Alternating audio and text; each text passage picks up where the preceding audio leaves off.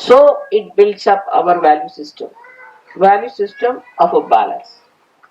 But it does not mean that if somebody wants to become an expert on one subject, then he neglects the other side. It's in balance. It has to be in balance.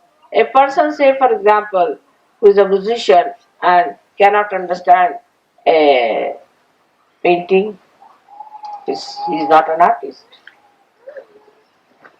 Supposing you are an artist and still you do not understand Sajoga, then you are not a yogi. So if you start from the central point of your spirit, you will be surprised that the knowledge that you receive or whatever you give is absolutely integrated and radiates from one point. So in every way, you become an expert. In any subject, you become an expert. Anybody asks you a question, you know everything. But in that, you know what is worthless and what is of worth. You try to understand what is important. You know, you give up whatever is worthless. I mean, you would not like to know the names of different alcohols. You don't want to be expert in that. You don't want to be an expert of knowing all the names of all the carpet styles. You may not like to know all the varieties of salts. You may not like to know all the names of all the cameras. You may know, but need not feel that you do not. But whatever is important for the gravity of a personality, you will know. So, if you want to make it simple, we can know about auspiciousness. What is auspicious? We'll know about fair play. What is a fair play towards others? You'll know about what is justice in the eyes of God. You'll know about the divine music that elevates your Kundalini. So, as a result of this gravity, you get discrimination. That you know what is your personality and what is the water surrounding. You know how to discriminate. And this discrimination is also actually innately comes from your Guru principle.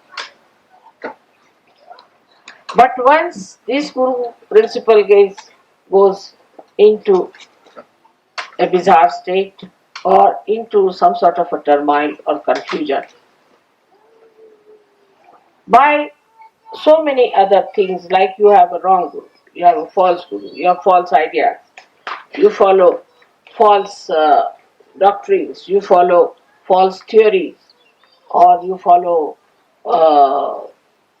false books, then this goes bizarre.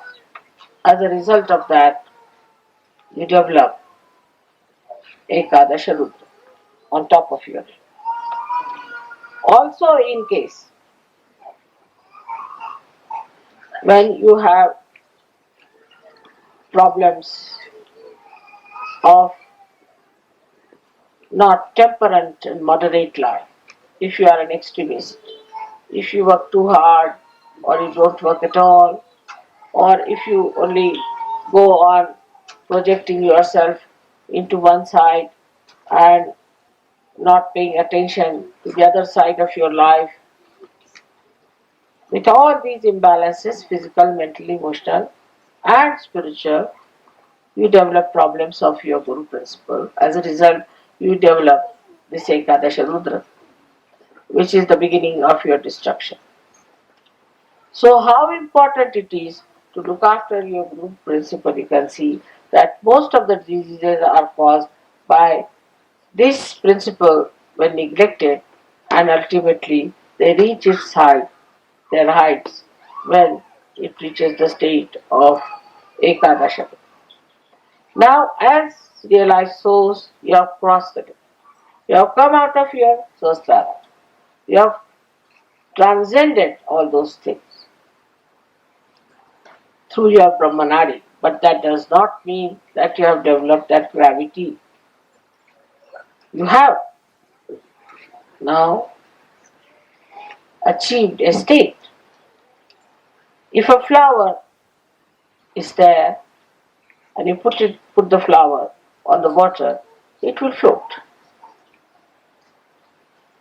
But when it becomes the fruit and matures, then you put it in the water, it does not float. It goes deep down. It doesn't get dissolved. It keeps its own identity.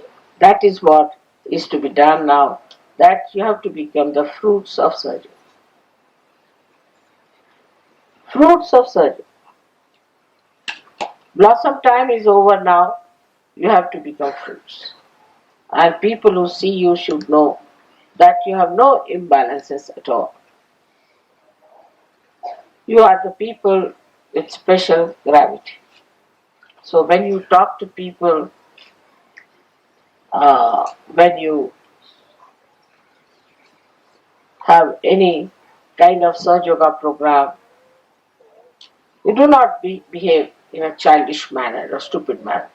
I am seeing people sitting before me raising their kundalini. It's stupid.